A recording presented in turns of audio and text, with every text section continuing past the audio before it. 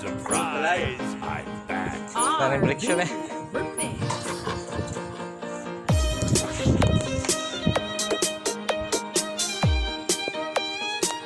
Yan, dumayo tayo kay kaibigan, no? Kay Katropa. Ayan, no? Shoutout na lang kay Katropa. Ayan. Unit natin yung kanyang PCX, no? Ayan, di masusiyan. Ayan, no? Nakalitaw naman yung kanyang indicator, no? Key indicator. Kaya lang hindi mo mapiit. Ayan, no? Ayan, no? So kadalasan po nangyayari dito sa mga keyless na motor natin, no? Lalo sa Honda, ito lang nagiging problema, no? Yung mga fuel tsaka seat lock nya, no? Yan. Kaya lang ito ay talaga kahit anong speed, no? Yan, baklasin muna natin na natin saka dito lang may problema niya. Okay, so update po dito sa ginagawa natin, no? Yung dinayo natin sa may Barangay Magaw. Okay, so yung kay Katropa, no? Yung kilala nyo, may ano din siya sa ano, nagbablog din si Tropang Tuklaw, no?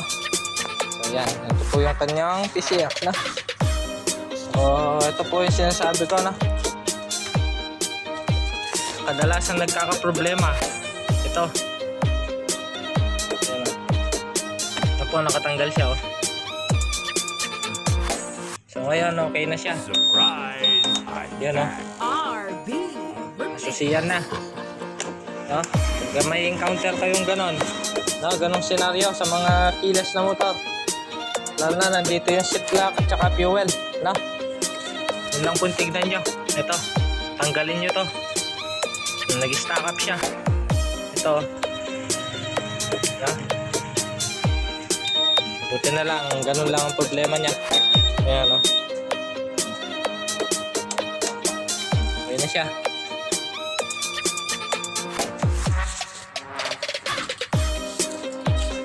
Sold na.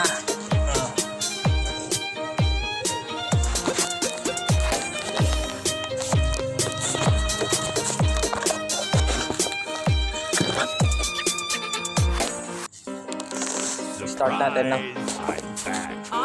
Yan na, nakasusi na.